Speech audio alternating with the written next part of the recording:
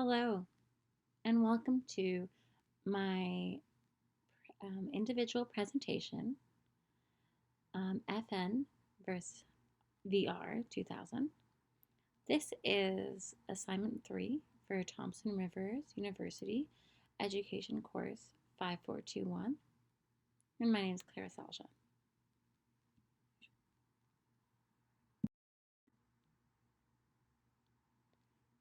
A brief outline. FN, the appellant, versus Her Majesty, the Queen, first respondent, and Roman Catholic School Boards for St. John's, second respondent, and Avalon Consolidated School Board, third respondent, and Canadian Foundation for Children, Youth, and the Law.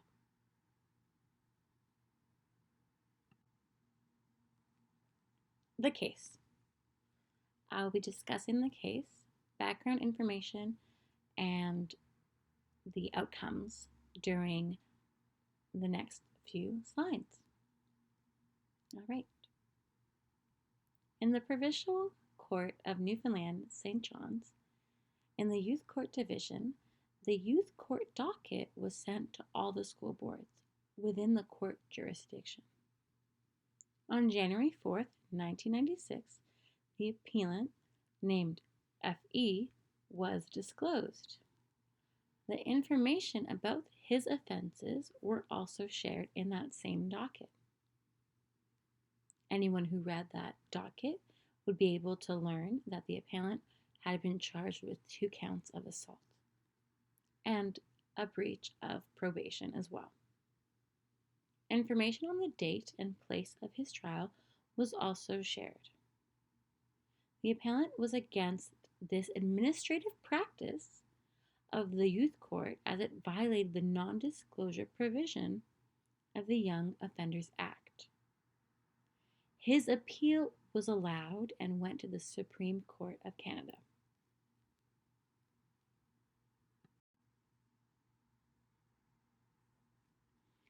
The appellant took 2 school boards in Newfoundland to court as they contravened the Young Offenders Act by sharing the court docket with information that identified him in the community.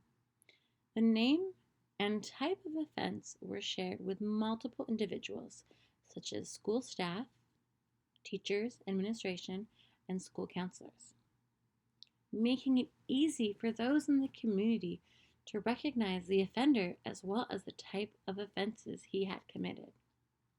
The anonymity of this young offender was not protected as stipulated in the Young Offenders Act.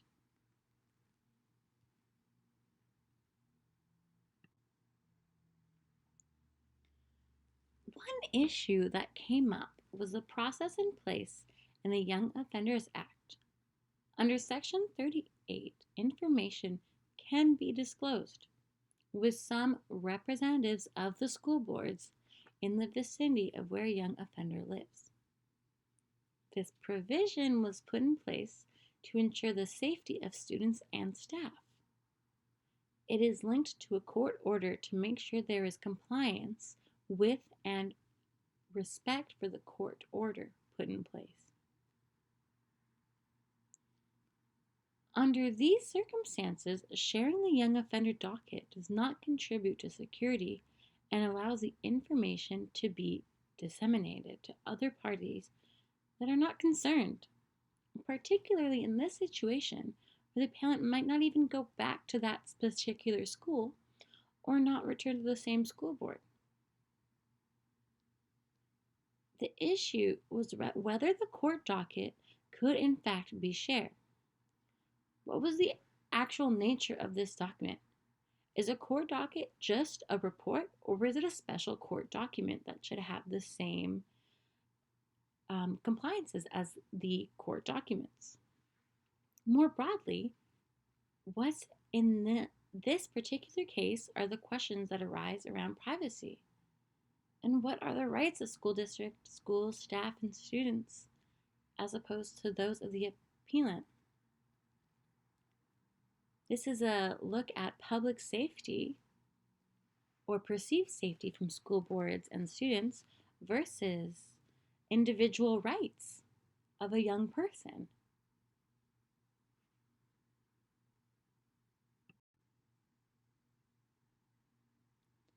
There are multiple themes brought up in this case, and to just look at a few, I was looking at the young offenders and confidentiality, non-disclosure, youth court records, youth courts that routinely distribute copies of weekly youth court dockets to local school boards,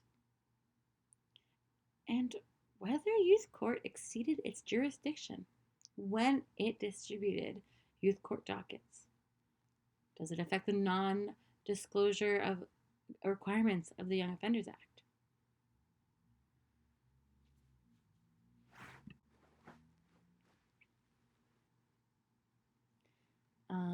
A bit more about the case.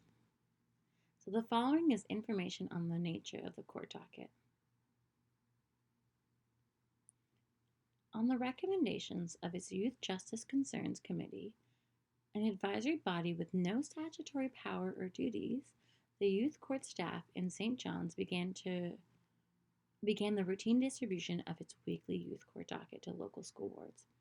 The docket of January 4th, 1996 disclosed the name of its appellant, the fact that he was charged with 2 counts of assault and a breach of probation, and the place and date of the trial.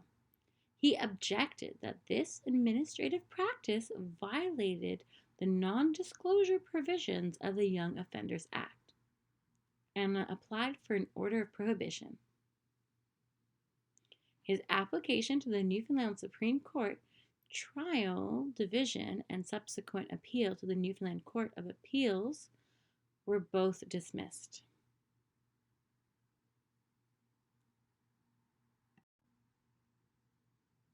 How information should be transmitted and preserved. The non-disclosure provisions of the Act were violated by the administrative practice of distributing dockets. The youth court docket necessarily links the name of the young person to a charge or proceeding. While the court docket as a piece of paper has transient function, the information it contains is very much a part of the court record, and its disclosure is prohibited unless the circumstances fall within the relevant exceptions set out in Section 44.1 of the Act.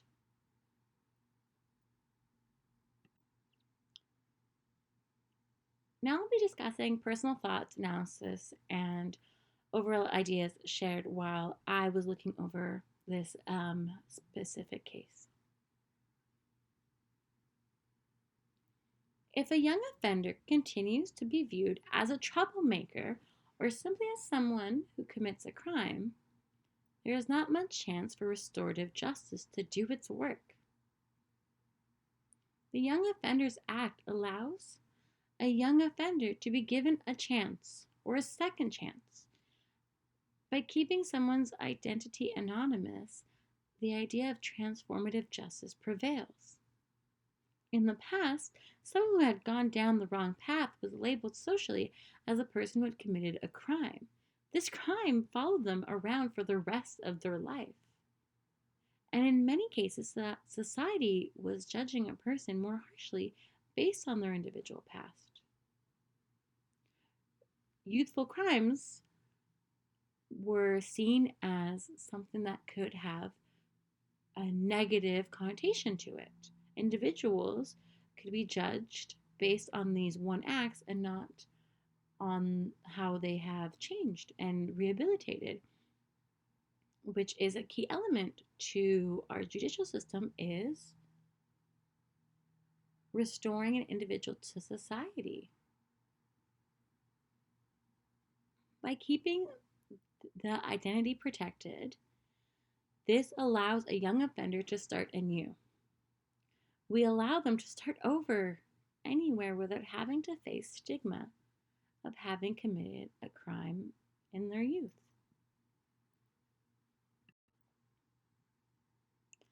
Justice Laure Dubé defines very well the balance between how society views young offenders and what should be the appropriate response, and the chance for young offenders to transform themselves. What becomes the most important issues are protecting society and controlling youth criminality. It is apparent that there is a level of societal ambivalence in Canada about the appropriate response to young offenders. We look on the one hand, there's a feeling that adolescents who violate the criminal law need help to enable them to grow into productive, law abiding citizens. And yet, on the other hand, there is a widespread public concern about the need to control youthful criminality and protect society. One issue around privacy with the storage and designation of personal information becomes something to look into in order to implement the provisions of the Young Offenders Act.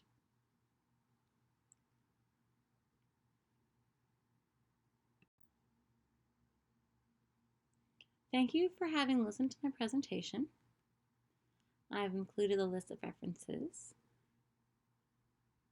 Again, thank you.